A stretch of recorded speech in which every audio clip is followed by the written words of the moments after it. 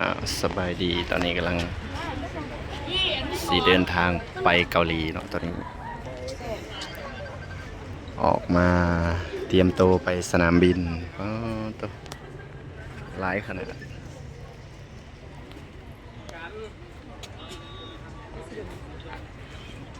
ผมมันนี้คนหลายขนาดเลยฮีโร่ โอ้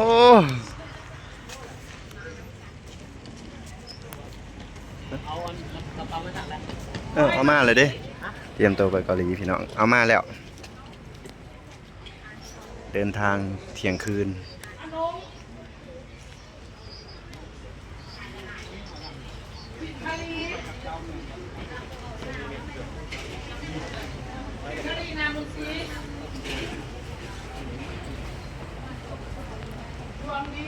โชคดีเบิดสุคน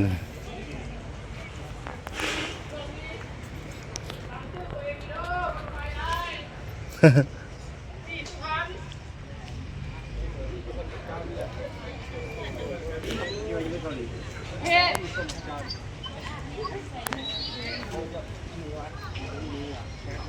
น้องตา เตรียมตัวไปเอาพาสปอร์ต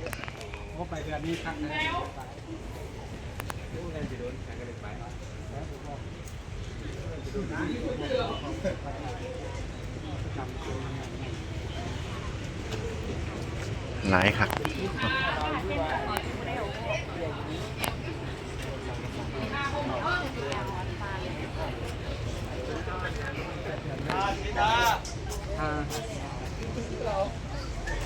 กลุ่มเพลินก็มันเลย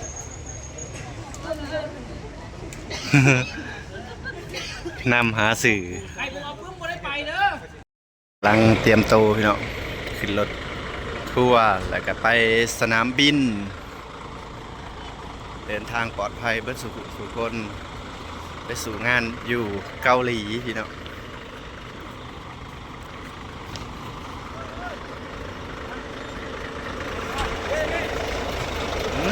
ไปไป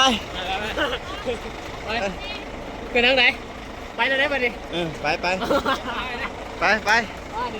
โชคดีนั่งย่อง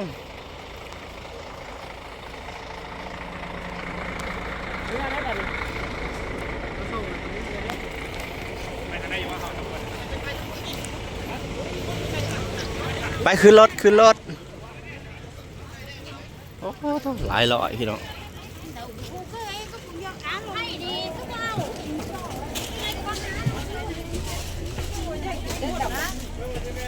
เอาค่ะว่าข้าวหมดขนาดฉันกระจ่องอ้อมมาให้ก่อนอันนี้มีคนเดินนั่งที่บอก ตัว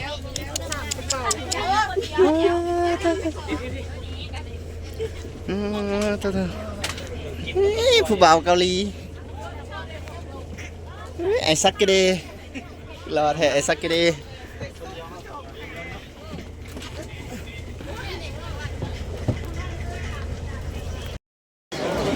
อันนี้คือสิเดินทางไป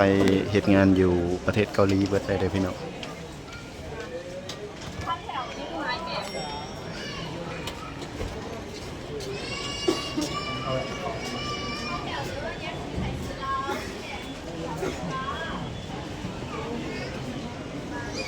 เมียนเบิดเลยพี่น้อง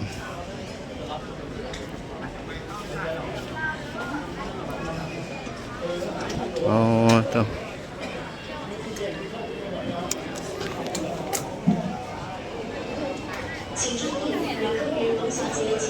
ลายเลยประมาณ200-300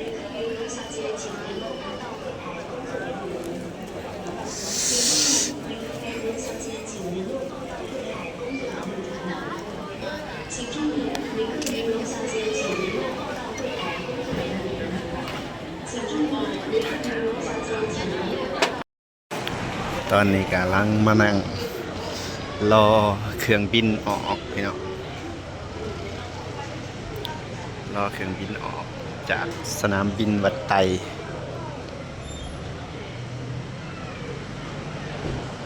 เวียงจันทร์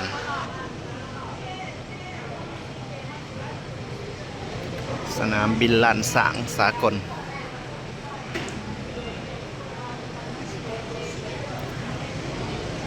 ค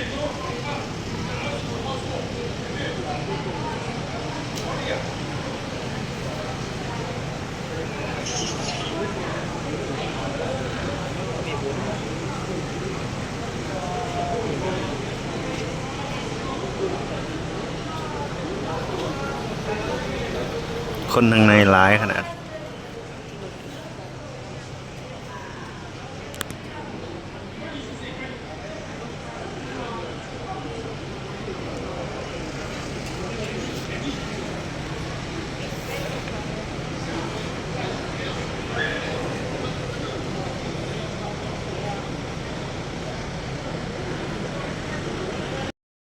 ตอนนี้มาแฟนกระหอด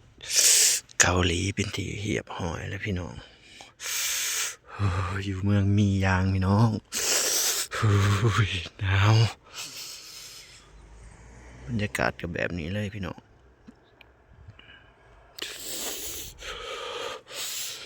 มีเห่าหนาวแท้หนาวหาพี่น้องมึงเนี่ยฟอตัว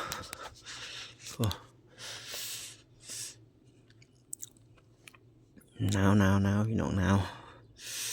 เย็นเขาหอนกระดูก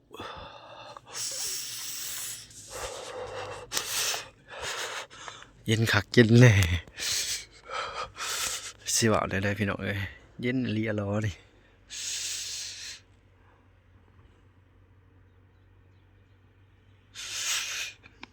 นี่ที่พัก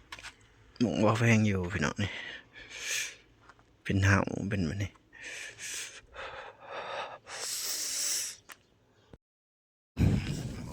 ผมก็แพงมาเฮ็ดงานนี่กับพี่น้อง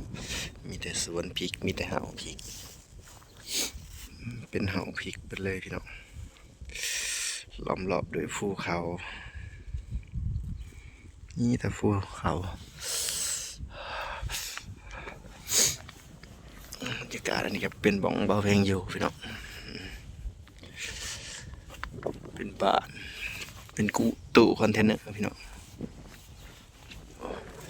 มีแต่ภูเขาพี่น้องหนาวก็หนาวน้ำในนี้เป็นน้ำแข็งเบิดแหละพี่น้องเอ้ยผม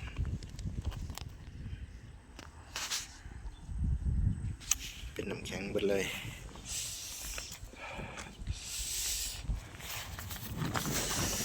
หนาวคักหนาวนี่ดีเลยพี่น้องบรรยากาศอยู่เกาหลีนี่คืนบ่แฟงออกมาแป๊บเดียวอ๋อตัวสั่นบับเขาแดดออกอยู่พี่น้องแต่ว่าก็หนาวถึงจุดหมายปลายทางพี่น้อง